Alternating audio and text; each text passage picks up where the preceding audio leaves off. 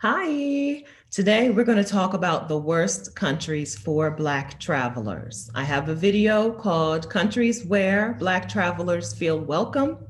And in the comments, I always get yes, but what about the places we should stay away from? This video is not intended to tell you to stay away from these countries entirely. It's just to let you know that you may not have the same fantastic, wonderful, amazing experience that you would have had in the countries that are like the most friendly and the most welcoming. Again, I'm African American, and the women that we're talking to today who are giving their opinions are also African American. So these are our experiences.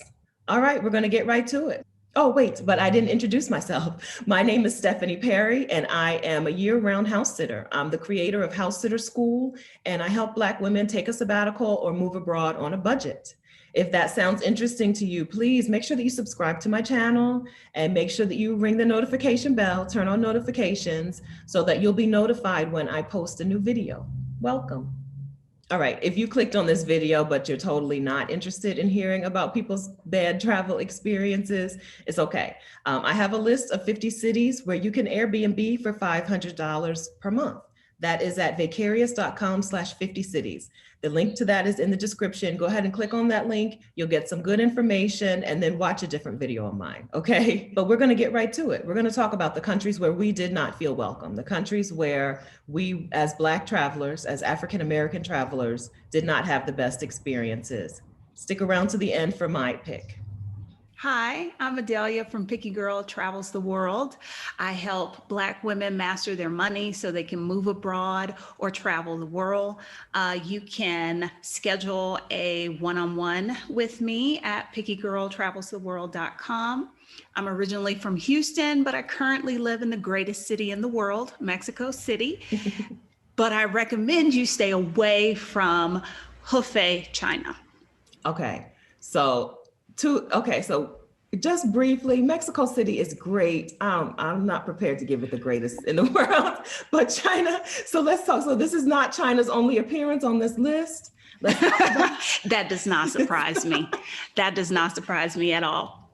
Let's talk about Hefei. Where, like, is it? It's mainland China. Yes, it's mainland China. It is west of Shanghai, almost. If you know where Shanghai is and you go west, if you were on a train about 2.5 hours, that is where Hefei is. It's about 2 hours by train from Wuhan.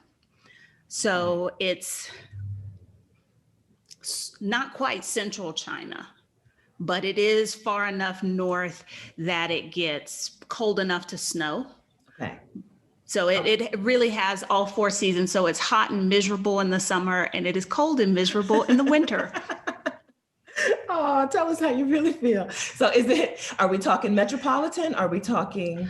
I always say it's a small town of about 8 million or so, because by Chinese standards, it is considered a small town. It is not. Chinese cities are often categorized tier 1, tier 2. Shanghai, of course, would be a tier 1. I believe Hefei was tier 3. Oh. I don't think that they were tier 2. Okay. All right. So when were you there and how did they treat you? I was in Hefei from February 2019 until July of 2020. Is that a year? Because it should be a year and a half. 3 months. Yeah, about a year and more than a year and 4 months. Yeah. Okay. Yeah. Okay. And how did they treat me?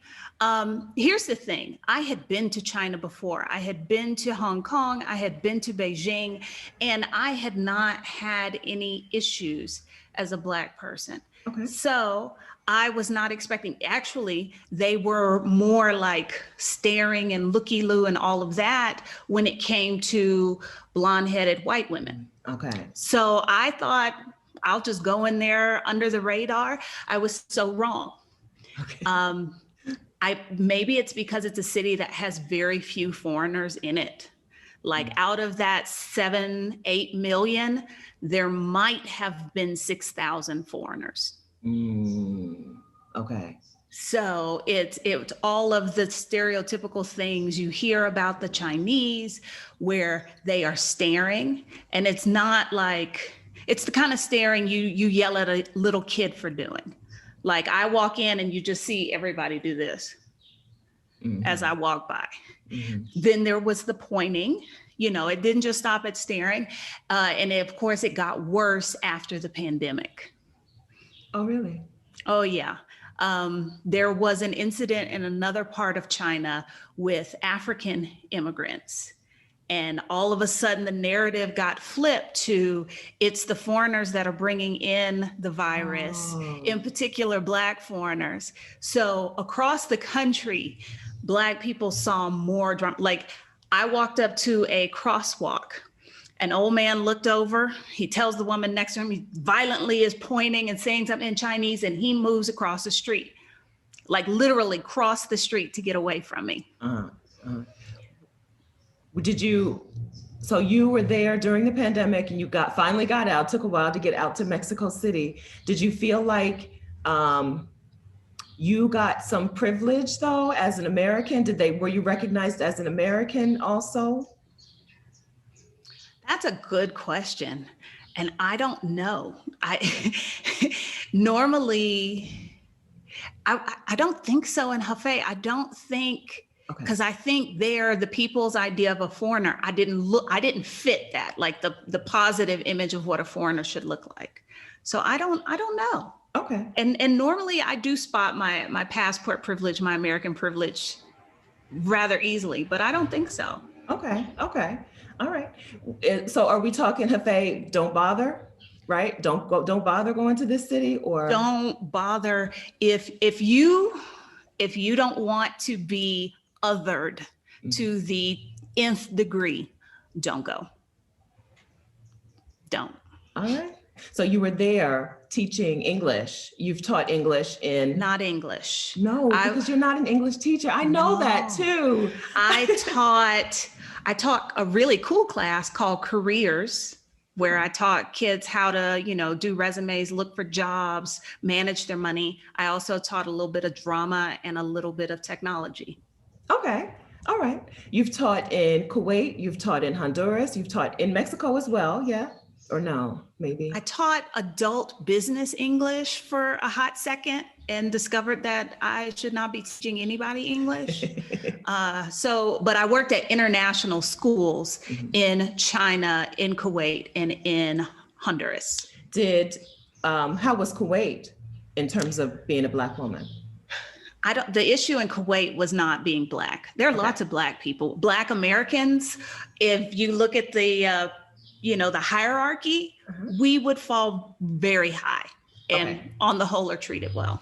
Okay, good to know. I've always wanted to know that. I know you did not enjoy your job in Kuwait. No, but that was not... Your job will determine your experience in Kuwait, because there's not much else to do except work. But yeah, so no, my job sucked. Therefore, my experience in Kuwait sucked. Okay, all right, good info. Hi, everyone. I'm Krista from the Flying Solo Travel Group. I currently help people, especially women, overcome their fear of solo travel and begin to take that first trip and open their doors to the rest of the world. I currently live in Maui, Hawaii, and today we're going to talk about why I recommend or caution people on traveling to Morocco and Egypt. All right, so let's talk about this. I have not been to either place, Krista, but I have heard that Morocco in particular can be a difficult place for Black women, especially solo Black women travelers. Correct. When were you there? Go ahead, I'm sorry. I'm sorry, I was just saying, when were you there? So I was there December 2017, I believe, and I was hopping from country to country. And so I spent probably about a week in Morocco. I was primarily a solo traveler, but I did a couple days with a tour group. And luckily that tour group kind of gave me some insight into what I was going to expect on my off days by myself. But you have to be very cautious going to Morocco. All right. So tell us about so you said that you were with the group. What was the difference between how you were treated when you were with the group and when you weren't with the group? So with the group, our leaders or our tour guides were male, and they were very knowledgeable of the area.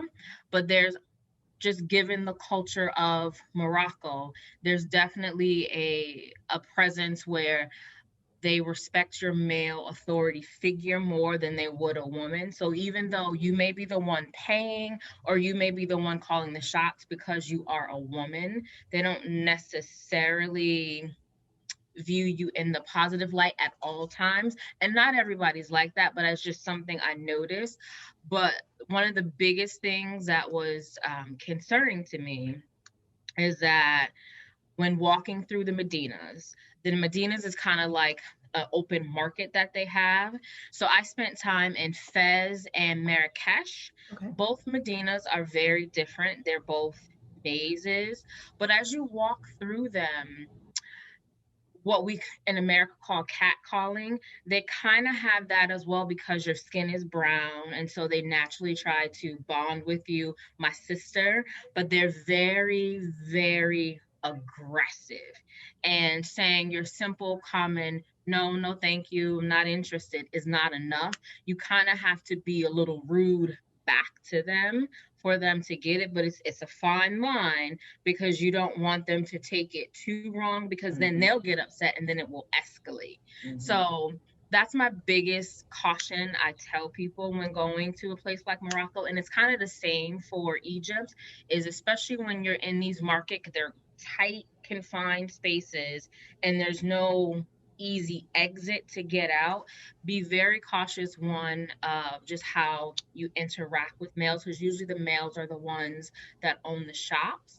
And unfortunately, don't be alarmed if someone kind of like touches you or grabs you to come look at their items that's in their shop.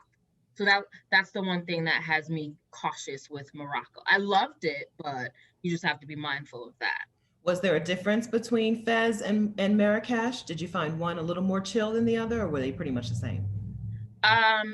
Marrakesh is more chill and a little bit more westernized. Fez is, they haven't gotten up to date yet. Okay. And their Medina is actually a lot bigger and more of a maze. And it's easier to get lost or turned around in the Fez market than it is in Marrakech. So just given that, like I said, you have all these people coming at you, Marrakech, you can navigate yourself better, but Fez, you can't. So just being mindful of like, just because you walk away from a shop, they will follow you and go. So watching your eyes of like who's around you, who you said no to, how the others around interacted with that or heard that, that's the cautious thing. Did you take steps to dress more conservatively while you were there, or did that help? Not necessarily. Like I have my hair covered now, but I did not have my hair covered there. I didn't have on anything tight. I had on normal long maxi dresses. My arms were not covered. So I was respectful, but I wasn't completely covered. Okay. I don't mean that as now that I hear myself asking that question, it sounds like accusatory. I don't mean it like that. I just mean, I know that there are places where you do want to, like I've been to Malaysia and I did make sure that I dressed in looser, longer clothing, but it didn't help with the way people treated me. It didn't help me be treated better. I didn't see anyone per se dress provocatively, but I just went in with caution. Just let me not show as much potential cleavage maybe as I would have, or let me not have on a short dress. I just naturally went in with, I know they're a little bit more traditional than what I'm used to, so I wore the long maxi dress just to be safe. And I don't think that played a role in anything. Even if I would have covered my hair, I think it would have still been the same thing. It's just that was just my experience. Yes. Let's talk Egypt. Okay. So Egypt is the same thing. The men are more friendlier, shall we say. I actually had an incident. I was on the plane on my way to Egypt and getting ready to land. And then the Egyptian guy that was next to me on the plane, I guess he thought it was comfortable to attempt to rub up on my leg. So I had to kindly tell him to remove his hand and not try to get kicked off this plane.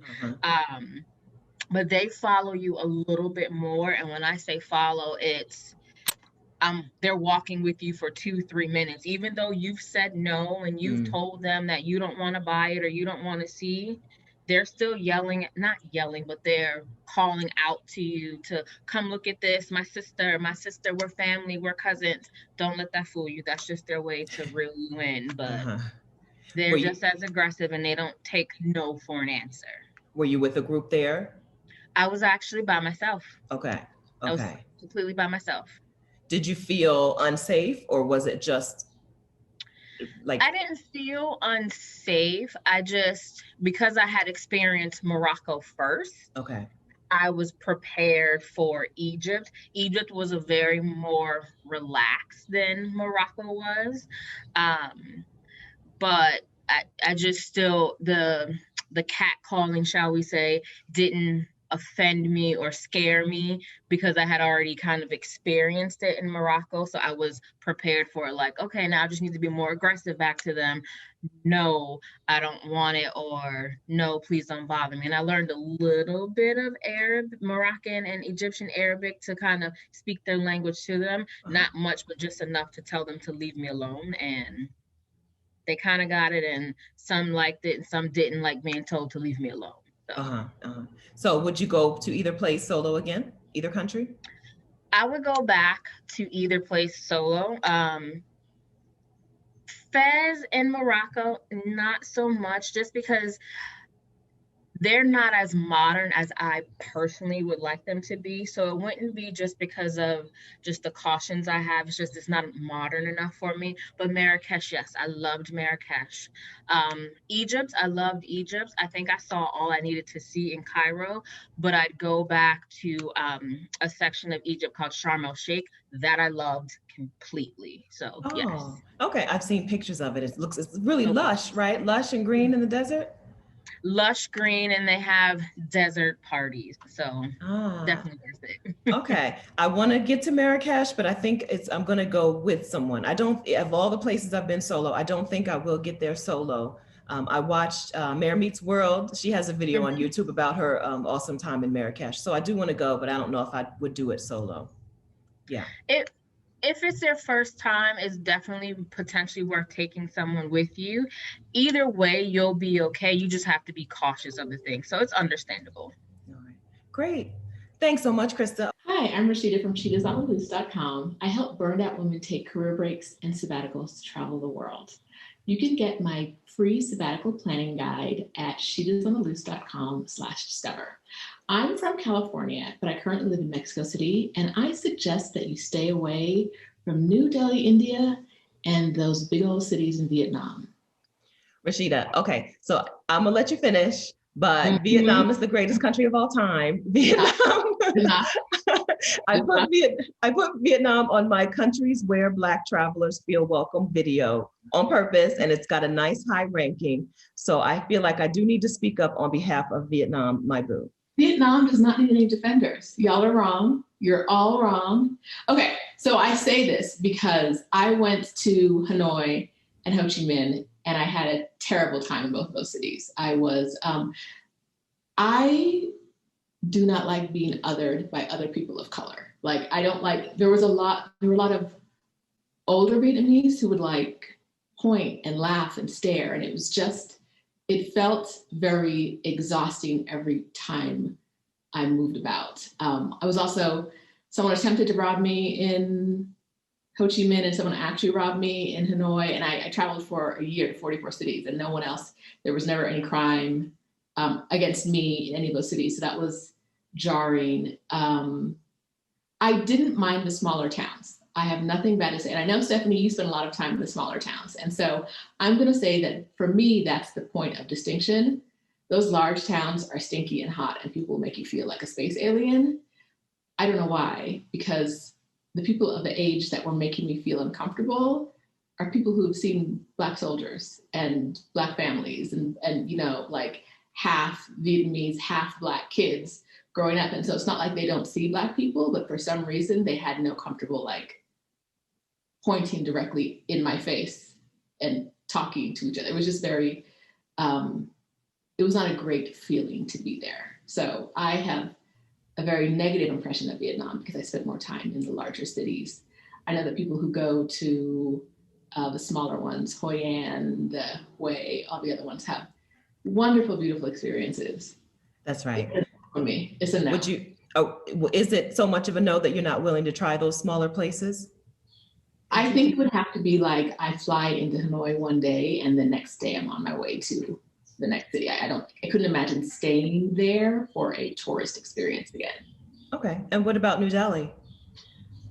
New Delhi was interesting. So first I went to a smaller town, maybe Gurgaon, out in the countryside, somewhere my friend was staying there at a resort.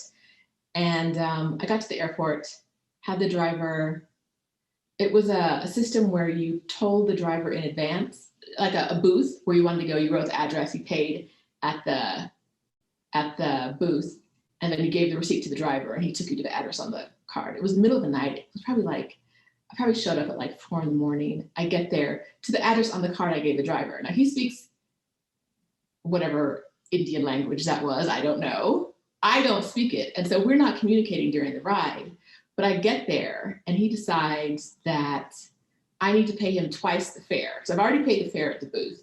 I need to pay him twice the fare because it was further than he understood it to be. And I was like, I didn't tell you how to get here. It wasn't like I said, make a left, make a right.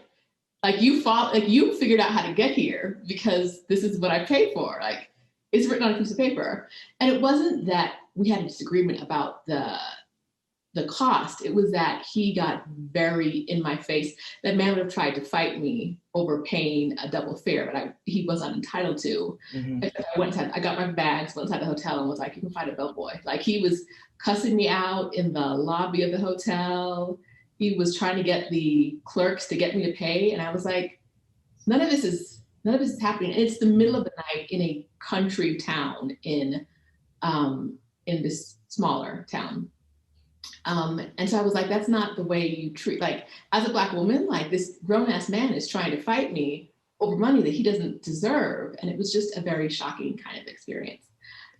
So a few days later, we get to New Delhi. We're on our way to the hotel from the airport and we see one of those large public markets. And we're like, okay, bet we're gonna drop off our bags. I'm with my girl. We're going to go to the market, drop off our bags, we walk to the market, see what's going on, lots of people. About 5 minutes into the experience, we both realize that a man is following us. And I'm like, okay. So we're both from the same team. We're like, okay, let's stop here. He stops. We go there, he stops. We cross over to the other side, he crosses over. It was so bad that eventually we had to turn around and be like, why are you following us? And his response was, this is my country, I can do what I want.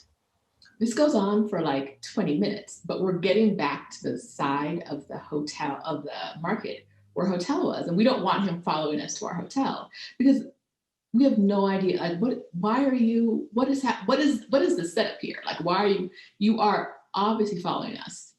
And so we're stalling, we're moving quickly. We're like, we're trying to get him off of us. He is on us like glue. And then we like ducked into a stall when he wasn't looking. And we could see that he was looking for us and he can't find us. And we actually had to wait till he turned another direction and make a run. Like we ran through the market to get to our hotel. That was our very first experience in Delhi. And from then, the experience of being a woman and a Black woman was not pleasant. There was a lot of othering again, a lot of like pointing and laughing. Not laughing, but like very like in your face kind of attention that I don't like. But there was also like things like people wouldn't respect your personhood. Like you would be wait in line to do something and someone would just come and walk in front of you in the front and like step in front of you in line. And it's like, I don't want to push down someone's grandma, but you didn't step in front of these other people. You stepped in front of me. Like you don't see me as a human standing here. I love taking subways in other cities. and we were at some place, and we asked our waiter how to get there, and he was like, you can go to the subway. And me and my girl were both like, ain't no way. Like, being a woman in the city is hard enough above ground. Like, there's no way we're going below ground to see what happens then. So there was just a lot of times where it felt like being a woman was a disadvantage. And I don't know if it was being a foreigner or being a Black foreigner didn't garner, not respect, but like human decency. Yeah. Like there is a line of people and you're just gonna act like you don't, you're just gonna step right in front of, and it was that kind of thing all the time. People like getting directly in our face just to stare. Mm-hmm. No lie, I am totally intimidated about going to India. I don't think that I would go without an Indian like travel companion. Yeah, it was for that reason. I've been to Mumbai and to Delhi. Mumbai was better than Delhi. Delhi was kind of like, this doesn't feel like we did as much as we could, but it was one of the cities where, is this a safe option, was a very frequent thought. Like, is this okay for us? Mm-hmm. Like, what will be the reception? And I don't like feeling like that when I travel. I just want to go out, do my thing, come back. And I want to be able to do my thing alone. And I can't imagine being in India by myself like that. Even without an Indian person, like there are places where I love to solo travel, but India is one of those places where I was like, no, it's too much. Mm-hmm. It's too much. So those are my 3 cities that I'm saying you don't have to do that. That's right. We have a lot of better options. Lots of good options out there. You don't have to do that. You have to do that. So, all right. Thank you so much. You're welcome. I'm Anne-Marie. I'm currently in San Miguel de Allende. I'm also known as Bald Girl Will Travel, and that is also my website. So if you want to follow my blog, where I talk about my travels around Mexico as I search for a new home there, that's a great place to follow me and subscribe. So Anne-Marie, tell us the country that is not worth a visit, or the worst country for us. Well, I have mixed feelings about what I'm about to say, because actually, if you know anything about me and you follow me on Instagram, you will see that the country I'm about to mention is actually my favorite place in the entire world. But I also have found it that there are problematic ways in which they interact with Black people, right? And that is Italy, right? So I've been to Italy several times, probably about 5 times by now. Oh. And while I've had really great experiences there, I've also had some very off-putting and negative experiences there. And so I think it's important for people to know, because it might make someone decide not to go there. And that's really an individual call. But I have found that Italians have problems, not all Italians, but in certain parts of Italy have problems with Black people, right? Yeah. And I've been in situations where I've gone into stores, whether it's a high-end store, or even just, I remember one time going into a store, I just wanted some cherries, to be honest with you. And they looked really nice from the street. So I went into the store, and I remember the lady like looking at me, and then she had an angry look come over her face. Yeah. Right. And I was just kind of walking around. She didn't speak to me at all. She didn't greet me. Someone else came into the store that was not Black. She immediately spoke to them. But when I turned to her and I asked her how much the cherries were in my very obvious American accent, then she immediately smiled. She walked over to me. She started talking to me. Yep. But by then I was annoyed and I didn't want the cherries anymore, so I didn't buy them. Yeah. But it was a very interesting experience, because it was almost like she made an assumption. I think she thought I was African. And once she realized that I wasn't, then she wanted to give me her full attention. And I've had that happen at least 3 times in Italy. So not like 100 times, but at least 3 distinct times where I remembered. Once in Florence, twice in Florence, once in that store, and then another time in the Gucci store in Florence. That was a whole other story. And then when I was in Rome. I've heard this about Italy. I've heard that they have a problem with Black people, like you said, but that your American dollars can override that, right? Once they hear that American accent and see the US dollar signs, then they want to start treating you better. But by then, too late. Right.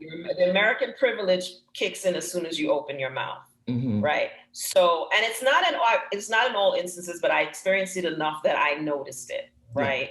Yeah. Especially like shopping in Italy. Not as much in the tourist areas, even though the incident, the cherry thing happened really adjacent to a tourist area in Florence. But like when I was shopping, because anyone knows, I like to shop and I like nice things. So when I travel, I collect things. I'm always buying something when I'm traveling. And I like to buy high-end items outside of the United States because it costs less, actually. Right. And you can often get the taxes back. So I either buy duty free or I buy it in the country and then I go to the airport and get my taxes back. So I've had interactions in high-end stores like Fendi and Gucci where people did not behave the way I felt that they should. And in one incident in Fendi, I just left. By the time she figured out I was American, but she was so busy talking to my girlfriend who was white, right? Yeah. And she ignored me because she didn't realize we were together because we walked into the store and I went one way and my girlfriend went the other way. And she's, giving my girlfriend all this attention, talking to her until my girlfriend finally told her, I don't have any money to buy nothing in this store. The person you need to be talking to is my girlfriend over there. Right. Uh-huh. And then, of course, she wanted to talk to me, but then I was like, no, let's go. Yeah. Yeah. Right. People sometimes when Black women, I think Italy has a reputation of being kind of Black woman friendly because there are men who will, you can get men in Italy, right? Yes. It's a place where men are not a problem. Right. But it's other things, right? Just your daily activities you're going to be faced with. Right. Day-to-day interactions that I had. And it kind of stood out because it's like obvious that people are ignoring you. Mm-hmm. Like when you walk in and they're like walking up to every single person that walked into the store mm-hmm. and no one is talking to you and you're walking around and you're looking at things and no one is talking to you. And I'm not a browser. If I go into a store, it's because I intend to buy something. Everybody's different, but I mean, it's seriously, if I go into a high-end store, it's not to browse. I'm not a window shopper. I don't go to Louis Vuitton to window shop, right? So if I go into the Gucci stores, because I'm looking for a specific thing, right? So it was interesting when and this was in Florence as well. I went in there and, the guy ignored me. He looked at me and he ignored me. And I was getting ready to leave and a woman came up to me, and this was an Asian woman. I don't know if she was Chinese or from another Asian country, but she walked up to me right when I was about to leave and asked me if she could help me. Mm-hmm. And I said yes. And I started talking to her. And it was funny because the guy walked by and I could see him react to hearing me speaking to her. Yeah. Right. And so then she sat me down because I was looking for a specific pair of shoes. And then, then he came up and said something to her. And then while he was there, I told her, you know what? Let me have that bag over there too. And that poor guy, he just looked like so sad when he walked away. Because I was like, that was the commission you could have had if you had acted right. But it's definitely a thing there. And I have a girlfriend that lives there and she has also told me about some unfortunate incidents that she's had there. So there's definitely an issue with Black people, especially when they think that you're African. Mm-hmm. There's definitely a way that and I've witnessed the way that I've seen them talk to people who are African, who are immigrants in the country versus the way they have interacted with me as an American. I've heard that. Now, this is the first time I've heard about Florence. I've heard people have these kinds of experiences in Rome, but then say that they go just a little further south in Naples and no problems. Have you seen this difference between Rome and Naples? I've been to Naples, but I wasn't there long enough. But everyone was wonderful to me in Naples. I mean, when I went to Naples, but I was just off of a cruise ship and we were getting on a tour to go to that place with the volcanoes. I don't even remember. Pompeii. Pompeii. And everybody in Naples was nice, was very friendly, and really like talking to us and asking us where we were from and things like that. And I mean, every incident I've had has been isolated, but it has been something that stood out to me when it happened. Yes. in Milan, I also felt like people were really nice to me, but I noticed the way that they interacted with people who were African immigrants when I was in Milan versus the way people reacted to me. Yeah. So I do think that it depends on where you go. And I mean, when I was in Venice, I didn't have any issues, but I remember the way that the guy at the hotel, who was just as sweet as pie to me and my sister, the way he was talking to this guy, he was African, who was helping us with our bags, to the point where I actually said something to him about it. And my sister was like, oh my God. And because I was like, I think he heard you. I don't think you need to, you know what I mean? Yeah. And I was really annoyed by it, right? And we were getting ready, we were leaving actually, and the guy was helping us get our bags into the water taxi to go to the airport. And I was just kind of annoyed because I felt like he was talking to him like, you know, like he was not a person. Right. You know, and I was like, I think he heard you. I don't think you need to talk to him like that. Mm-hmm. So I do feel like there is a way that they treat us as Americans. And you know, it's not uncommon. You know, you might not get any privilege of color when you're an American in America as a Black person, but when you leave, mm-hmm. you can take advantage of privilege often. Mm-hmm. But in Italy, I have definitely seen that there are issues, and it can be off-putting at times. Yes. All right. Yeah. Thanks so much, Anne-Marie. Hi, I'm Kim Simmons from AMOR Eat Travel, where I talk about places to find vegan food while traveling, and it's the vegan migration. So one of the places that I could say that I've had not so good experience would be in the Asian area, particularly Hong Kong. And I was excited to go to Hong Kong at first, and but my first warning should have been when I got a forewarning actually from my nail tech, who's Vietnamese. And I was like, oh, I'm going to Hong Kong. And she was like, oh no, you're not gonna like. I was like, why? She was like, they're rude. They do this, they do that. And I was like, really? But being as though it was Hong Kong, I'm thinking, okay, that was once upon a time under British rule and it should be okay. Unfortunately, no, that was not the case. They tend to give you a look of disgust or just a look of tolerance, as if you're not supposed to be there or whatever, or how dare you be in the area. When were you there, Kim? So this was about time is flying, about 3 years ago now. Yeah. Okay, now you're from the New York, New Jersey area, right? So you're used to people having like a look of barely tolerating you. How was this? Right. So just to give you an idea, so anybody that's from the New York, New Jersey area, you know about Canal Street. So, you know, they can be kind of rude on Canal Street sometimes, you know, before it got really, really touristy. And think about Canal Street times 10. Yeah. So my experience, and then I had more of an intimate experience with them because I was actually over there to get on a cruise line. So every day, one of my neighbors, I remember, would just kind of just not even look, or, you know, just give you the look of disdain every time I came out of my cabin and he came out of his. So it's, yeah, it was quite interesting. And then they tend to have, which somebody confirmed what I was feeling, because I was like, wait a minute, you know, I like to check myself. I'm like, okay, wait a minute, is it just me?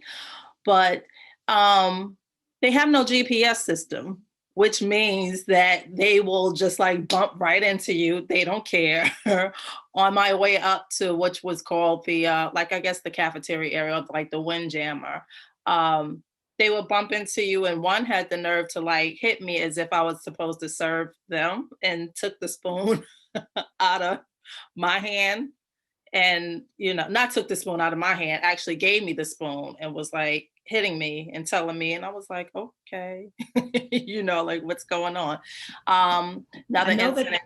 I know that they're not into personal space. Like, there's no such thing as personal space, especially in mainland China. So Absolutely. So I'm not surprised by that, but I am surprised by the fact that they assumed that you were going to serve them on the cruise ship. Were these Chinese tourists? Yeah. Yeah. So mind you, I'm like literally the only woman of color that's a passenger, on there. So they tend to have I guess that was their assumption. But it seems to be one extreme from the next.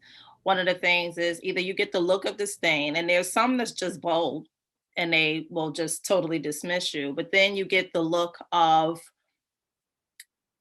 the apologetic look, because they know it's almost like they have a handbook of how to treat us, if you will, or what to do, like on Black people. That's just my personal opinion. That's what I feel, because, and it's not everyone, but a large majority. So there's some that look apologetically. There's some, honestly, which I can't believe, but they never saw a Black person. So you'll get unwanted pictures. Some will be nice enough to ask, but then you do have some. I actually have an incident where I thought, because you have a language barrier, but I thought that the mother and daughter wanted me to take a picture of them. And so she hit me, so I'm taking the camera, and no, that wasn't the case. She took the camera and placed the mother in front of me. And the mother, no lie, went like this, as if I was an exhibit. It was like, she said something to her in Chinese and said, put her hands down. So she just sat in front of me. So, it's that, that kind of, I don't know, disrespect for me, but they don't realize what they're doing, I guess. I don't know what it is, but it could be rather annoying. So, All right. So we see that the actions of, so we've heard already that Chinese tourists can be aggressive towards Black women. So we see that doesn't just stay on mainland China. It happens in Hong Kong as well. No. Also, unfortunately, and for the majority, let me say first, for the majority, Taiwan was lovely, but I did have a couple of incidences in Keelung, Taiwan. Do you think they were tourists, or do you think they were Taiwanese? Do you think they were? No, they were definitely Taiwanese. I was at one of the night fairs, the night street fairs, and it was just this whole a sense of tolerance, I'm just going to tolerate you now. And then there were some that was just quite dismissive. There was, I forgot, it was an apparatus that I was looking at to purchase. And I said, how much is it? And I thought maybe he didn't hear me. And he was smoking a cigarette and turned. And I said, excuse me. And he looked at me and turned again.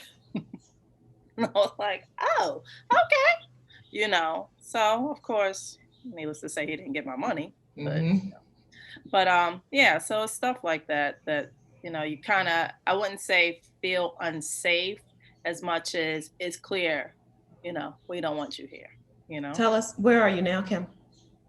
I'm actually in Georgia, in Atlanta, Georgia, soon to move to Mexico very soon. All right. We can't wait to follow you on AMOR Eat Travel to see what you're up to. Thank you. Hey, I'm Kita from Kita the Explorer, and I am a person who tries to influence other women to travel solo because you can't wait on anyone. So I do that by going to showing different travel adventures, different chats, and tips on my YouTube channel, which is at Kita the Explorer, of course. I am based in Atlanta, Georgia, in the US, and I'm originally from Cleveland, Ohio, in the US.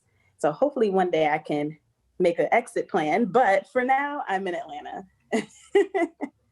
And my worst place that I have been is Xi'an, China. All right, so let's hear it. First, tell us, when were you in China? How long ago was this? So I was in China in 2014. I actually went for 3 weeks. I was there for work for a previous employer. So I was actually based in Tianjin for the 3 weeks, but on the weekends, you didn't have to work, but you couldn't just fly back home, right? Because that's super far. So we would go like different places over the weekend. So went to Beijing 2 weekends, and then one weekend, me and a few of the other employees decided to go to Xi'an because we really wanted to see the terracotta warriors. Like that was high up on my list. But Xi'an is quite remote compared to like Beijing, and then Tianjin was like a big hub. It had a lot of Western companies there, so you had a lot of international things going on, but Xi'an is definitely remote. So that's probably why the difference lies there. All right. And you went with some coworkers to Xi'an? Yeah. So, but I was still the only Black employee on that trip. So it was just me and then 2 white females from the US. Okay. But they also had some differences as well, because the one girl had like this bright blonde hair, and then this other girl had like long brown hair. So they were like standing out as well. But I think the worst thing for me was that I found like a tour guide for that weekend, because they were like, okay, we can't speak any Chinese, right? So we're like, we're not trying to get lost out here. We want to have a good time. So we had a tour guide. He was great. He was awesome. He took us around everywhere. We had some great food. Learned a lot of good things while we were in Xi'an and, you know, in the countryside and everything. But when we went to, there was like, I can't remember the name of it. It was like a pagoda structure thing. I cannot remember the name of it. There was like this huge family of Chinese people there visiting as well. And so we're standing there, the tour guide's like trying to talk to us or whatever. And the next thing you know, this family starts like easing over towards us. And we're like, oh gosh. And then next thing you know, like they just start like pointing and laughing, and they pull out their phone and everything, like trying to take a picture. And we're like, this is aggravating. So the tour guide got frustrated as well. So he moved us. So that was like the introduction of the weekend. So as we move around the pagoda, or as we go to other places in Xi'an, people are like always coming up, asking me like, oh, can I take a picture? You know, just 1 minute. I just really want a picture. And I'm like, no, like I'm on vacation. That's not okay. Akita, were they actually asking you, or were they just doing it? Some people were just doing it. Yeah. One person did ask. But most people just were taking the pictures and like coming over with their phone, trying to do a selfie. Like, no, that's like literally getting right next to me, shoulder to shoulder, trying to do it. And I had heard that happens in China, but I was like, this is ridiculous. I was like, is this what Beyonce feels like in the US? Like when people see her like taking pictures, like this is not okay. But then we went to dinner. And the person who owned the restaurant, or, you know, managed the restaurant or something, she was really nice because she was the only one who spoke English there, and she made sure we could read the menu. But then I had braids in. That's how I travel. Like, I don't want to have to do my hair. And Rico, I wish Solange's song would have been out. Don't touch my hair, because you want to know all about your hair. Oh, it's really pretty, but then why are you like approaching to touch it? I'm not a pet, so let's not do that. Let's see what else happened while we were in Xi'an. There was something else. We were at the airport leaving, or waiting to leave, and there was a family of 3 sitting kind of like across the little waiting area. They were like at a different gate. And we're just sitting there, and all of a sudden they're just staring at us for hours. Like the whole time we're sitting there waiting for the flight, they're just staring. And I'm like, what is this? And so eventually I just stare back, because I'm like, this is annoying. But come to find out, like, you know, later on, you know, getting stuff translated and stuff, like when some Chinese people come over and do that to you, they're not doing it out of a positive light, right? They're maybe talking about you, they may be saying things about you, calling you out a name, which is the unfortunate part. And then it was very frustrating when I checked in my hotel and someone asked me if I knew Kobe Bryant. And I'm like, I'm like, okay. So it's a lot of, for me, I don't like people touching my hair. I don't want you approaching, like, yeah, you can say it's cute. You can say, ask questions about it, but don't approach to touch it at all. And I definitely don't like the picture thing and then trying to talk about me behind my back when I don't even know Mandarin, Chinese, nothing like that. So that was that. I mean, I've heard worse stories in China, but that was not high on my list of places. I really enjoyed it. I'm glad I got to go and see what I wanted to see, but I would never return there. Mm-hmm. Okay, yeah, I was going to ask you that. Was it so bad that you wouldn't go back there? You singled out Xi'an. Does that mean that Tianjin was better, or just that you didn't have the opportunity to be among like other people while you were there because you were working? Or? I think Tianjin was better because since there was a lot of US companies there, they, got like a lot of, different cultures coming into the city. Okay. And there was like a lot of restaurants that weren't just Chinese there. So it was different for sure. Okay. All right. China is not going to do well in this video today. we have a couple of people representing a couple of different cities, like different regions in China.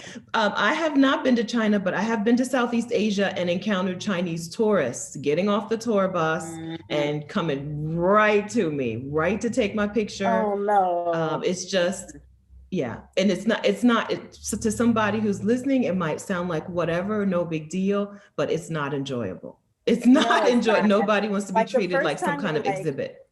Right. Like the first time you're like, oh, okay, this is interesting. But then like for it to keep on happening over and over again, it's just like you're ruining my experience trying to see your country. Like there's so many beautiful things there to see, but you've just ruined it because you're following me trying to take a picture. So yeah, no. All right, China, do better. Sounds like they're not doing too good today. No, they're not. All right, so what country would I say was the worst country that I visited as an African-American traveler? The USA is too obvious. I know there's going to be a ton of comments. Why didn't anybody say the USA? Too obvious, right? We would never be able to narrow down a city. I also want to be very clear that we are women who travel a lot. Some of us have actually moved abroad, and we do it because we feel like we are treated better in other countries than we're treated in our own country, better than we're treated in the US. So we're not bashing travel for the sake of bashing travel, right? We're just telling you about places that we did not have the best experiences. But a lot of these women you see already live abroad, right? Have already moved abroad. And that's because Black women are treated better outside of the country. First of all, you can live better on less, as financial coach Kenya Imani always says, you can live better on less out of the United States.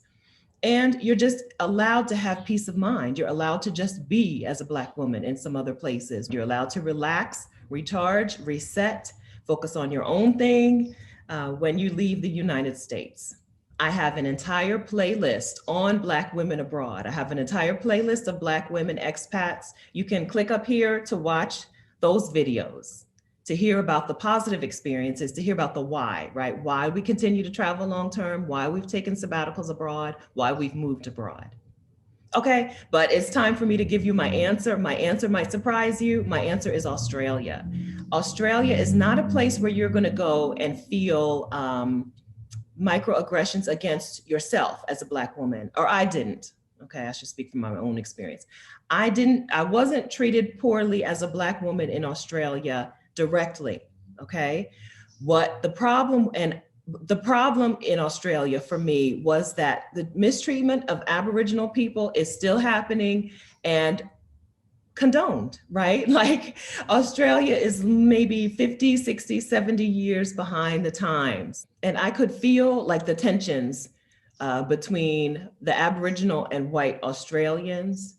It's not like I was treated the same as the Aboriginal people, right? It's not like, maybe they misinterpreted me, or thought that I was Aborigines and treated me that way. It was just that you could feel it. And not just feel it. Sorry, I'm in Mexico and the food truck just went by. Not just feel it, but blatantly, Australians have no problem saying things, racist things about Aboriginal people. I did work exchanges in Australia. I lived with a family on the West Coast, and I lived with a family briefly on the East Coast. I met their friends, and I, drove the kids' carpool, and I talked to people in schools. And it's just very clear that Australians are racist. And so I didn't enjoy my time there. I also did a lot of Tindering in Australia. I've talked about that in a few videos. There's a video on countries where Black women love and hate dating. I'll link to that up here. I also did some Tindering. So as a Black woman, there was interest in like dating me or whatever. I don't know if it was like genuine interest or like fetishization. I can't speak on that.